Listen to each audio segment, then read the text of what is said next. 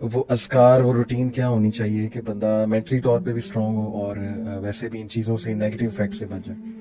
اس میں یہی علی بھائی کہ اللہ کے ساتھ مضبوط تعلق، اور صبح شام کے جو مسنون اذکار ہیں، ٹھیک ہے، وہ دارالسلام کا مکتبہ ہے یا انٹرنیٹ پہ بھی سرچ کریں مل جاتے ہیں صبح شام کے اذکار کے نام سے، وہ پڑھیں۔ اچھا ایک بندہ کہتا ہے کہ میرے پاس اتنا ٹائم نہیں ہے یا میں پڑھ نہیں سکتا، تو سب سے پہلے تو ٹائم نکالنا چاہیے۔ دنیا تو آنے جانے والی چیز ہے، اصل چیز تو آخرت ہے جو نہ ختم ہونے والی ہے، یہ تو ختم ہی نہیں ہوگی۔ تو آخرت کے لیے ہمیں پہلے تیاری کرنی چاہیے۔ یہ دنیا کے لیے زیادہ لوگوں نے فوکس کیا ہوا ہے جن کے پاس ٹائم ہی نہیں، تو اصل فوکس یہی کرنا چاہیے ان کو کہ اذکار صبح شام کے، مسنون دعائیں، گھر میں کوئی مسئلہ ہے سورۃ بقرہ کی تلاوت کر لیں اور سارے معاملات کو اللہ کے سپرد کر دیں۔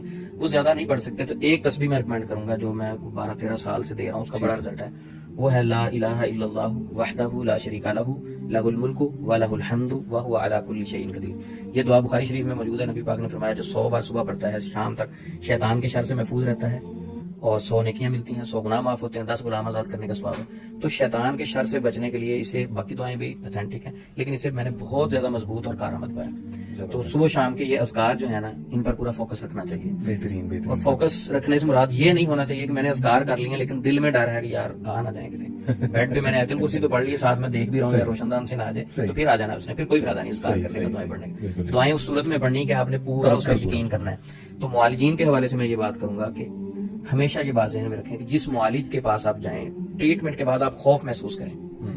آپ تو کہتے ہیں کہ میرے اندر خوف ہے، ختم ہو جائے، آپ محسوس کریں کہ میرا خوف بڑھ رہا ہے، پہلے سے کم نہیں ہوا اور میں دن بدن مزید پریشر میں جا رہا ہوں، تو سمجھ لیں وہ معالج غلط ہے۔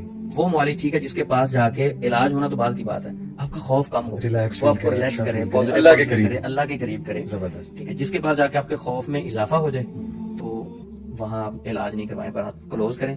اور سب سے بیسٹ یہ کسی راکی کے پاس جانا ضروری نہیں ہے۔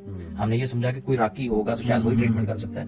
جس مسجد میں آپ نماز پڑھتے ہیں اس قاری صاحب کے پاس جائیں، اس مولانا صاحب کے پاس جائیں، اسے کہیں کہ میرے ذہن میں یہ چیزیں چل رہی ہیں، مجھے گائیڈ کریں۔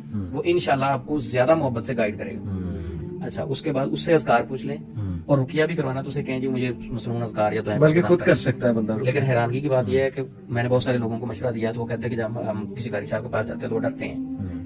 گائیڈ کرنے والوں نے بھی اگر ڈرنا ہے تو قوم کا کیا بنے گا؟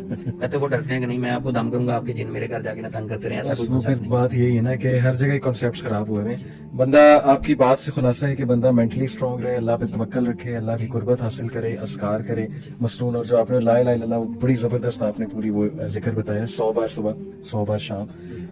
دین کی بات پھیلانا صدقہ جاریہ ہے، ثواب کی نیت سے ویڈیو کو شیئر ضرور کیجیے۔ جزاک اللہ۔